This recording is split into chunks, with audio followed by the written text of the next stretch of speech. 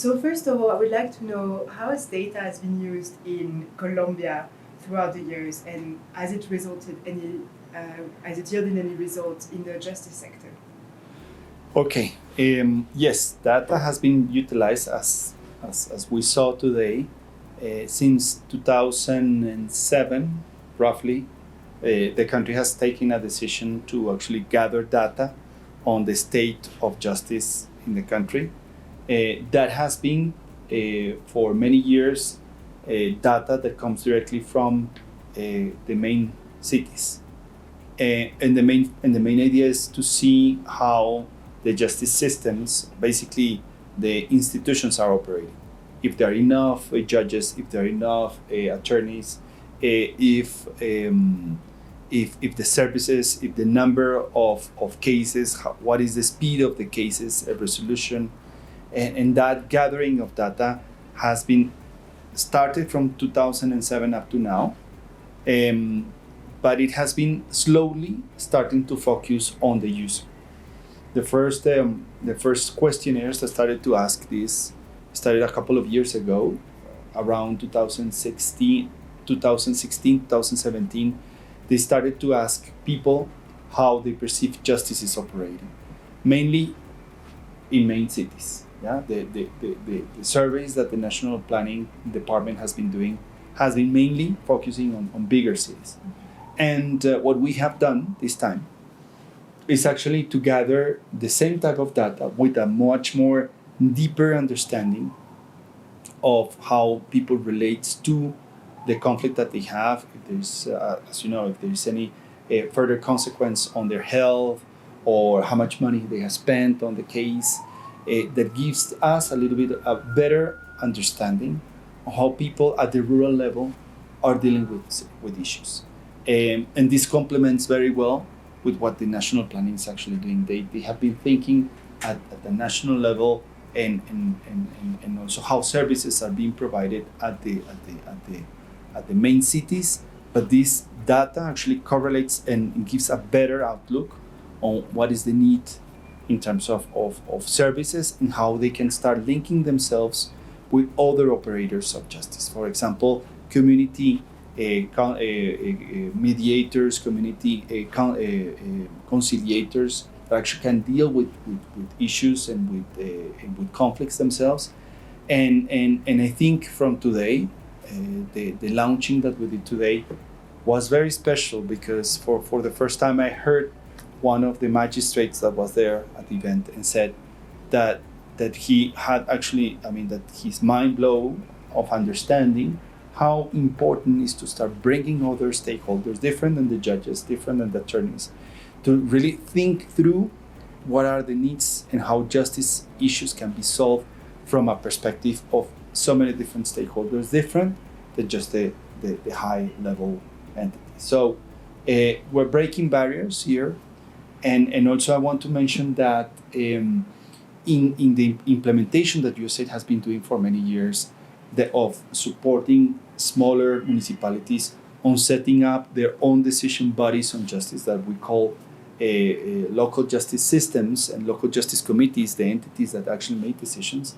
They have been making decisions based on qualitative data, basically not quantitative data, qualitative, based on the stories that they know that is happening around their own communities, on the stories of gender-based violence, on the stories, for example, on issues that have been raising from a conflict, from a neighbor's conflict to a big sort of like the homicides itself. But it has been working so far, and the data that we have been utilizing has been different up to this point. I think this survey and the collection of more data that we're trying to do from the entities themselves to bring into a bigger consortium of data to really make decisions is actually going to be changing the way that justice local committees are actually making decisions, and how we bring data down to the beneficiaries and to the stakeholders that actually deal with the issues, so that they can actually push further their own agendas at the municipal level. So I think this was a very important event here in Colombia.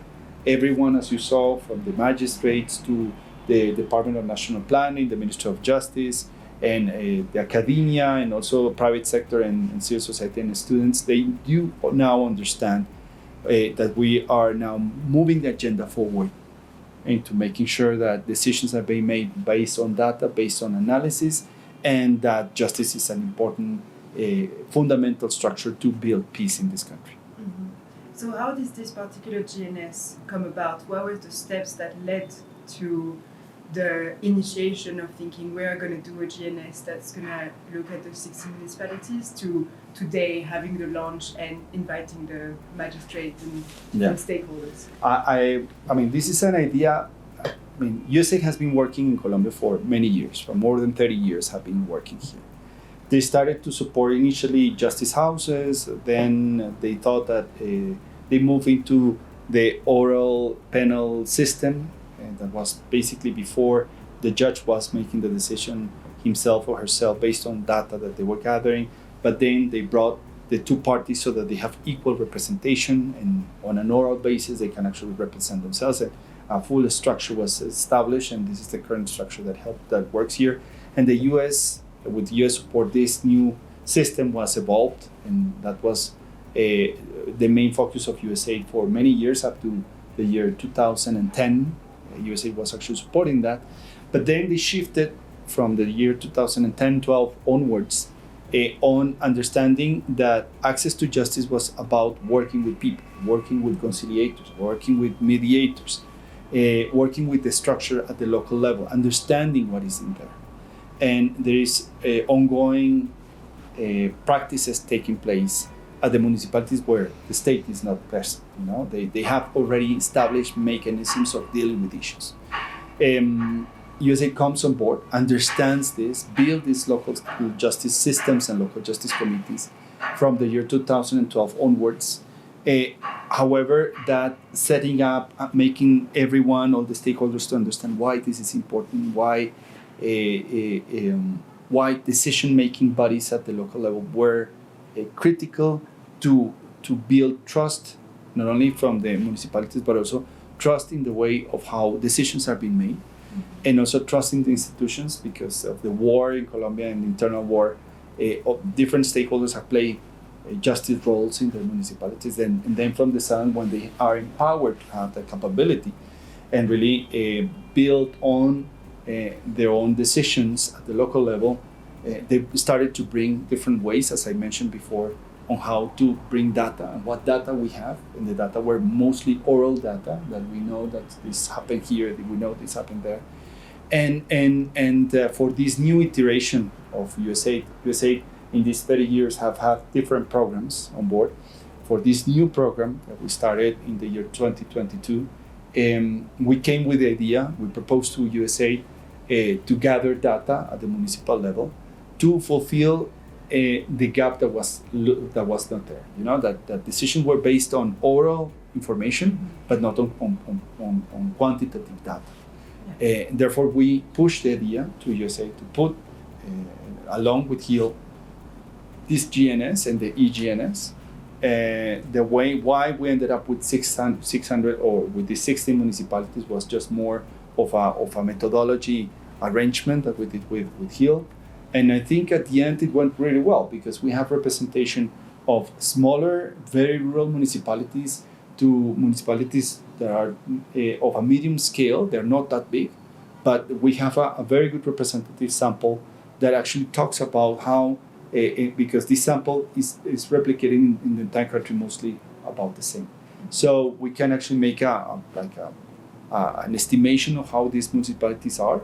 But we're going to be correlating that data that we gather with the GNS with the eGNS, because the eGNS is now specific on municipality-wise. So we expect with this first iteration that he'll help us to do that.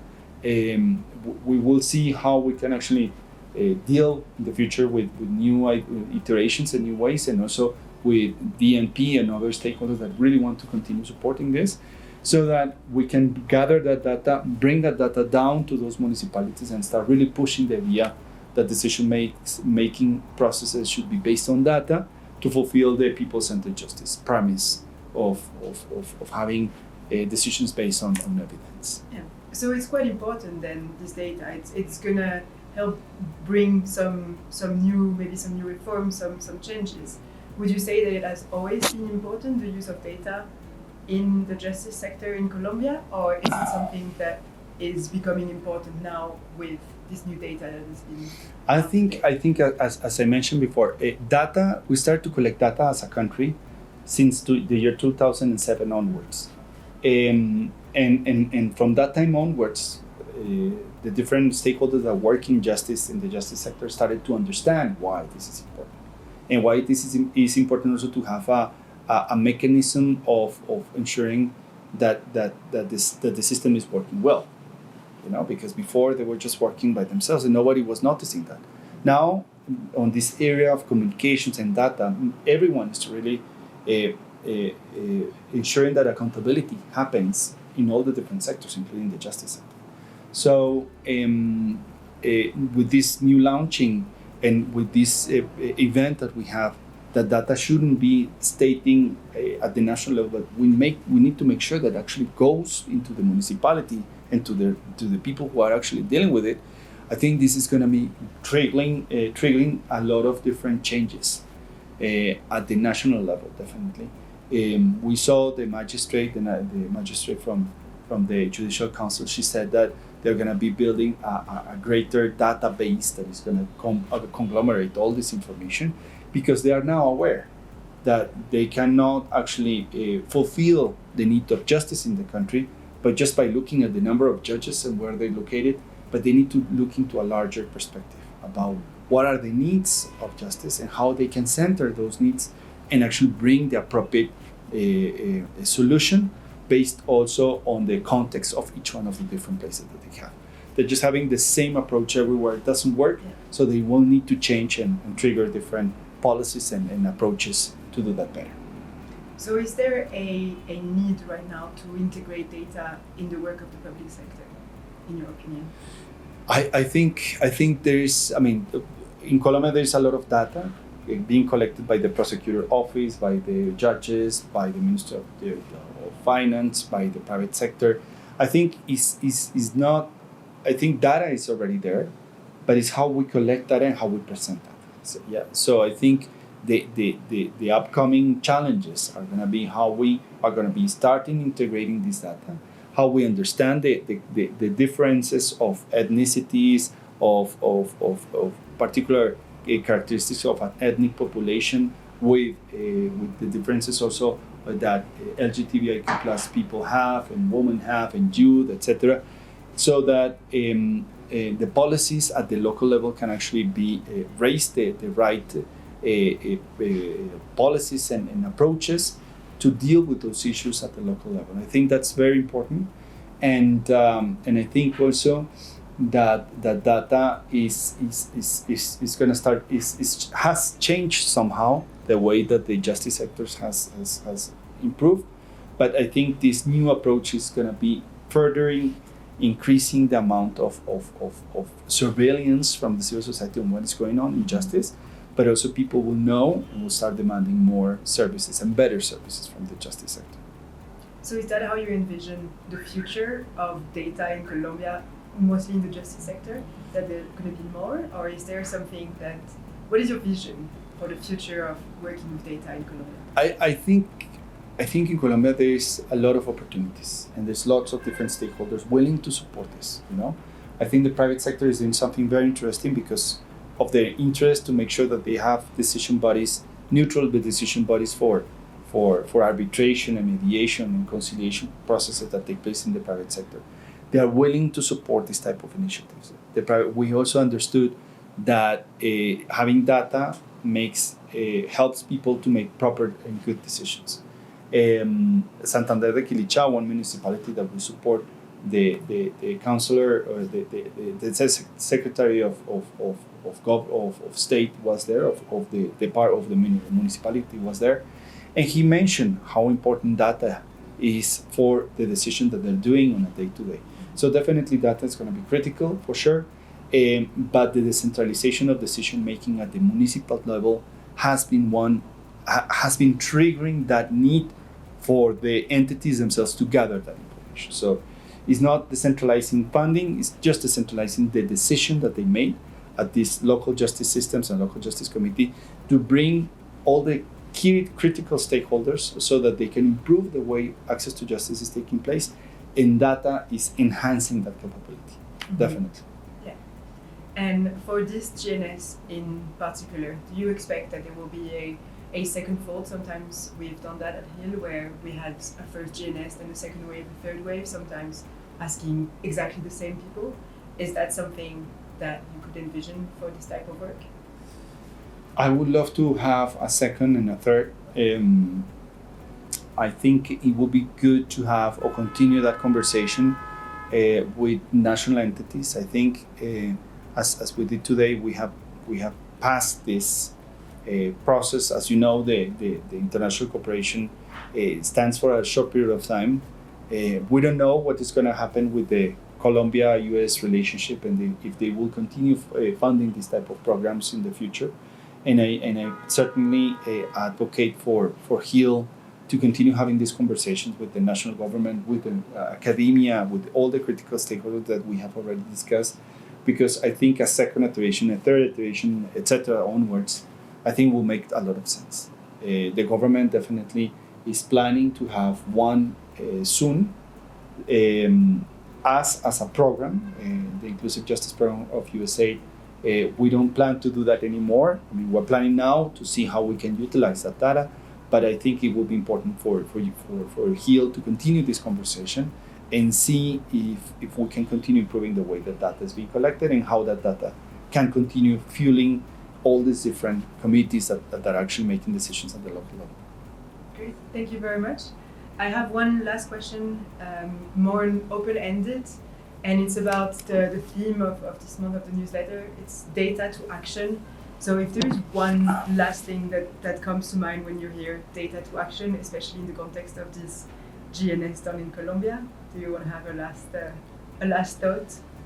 Data to action is what we saw today.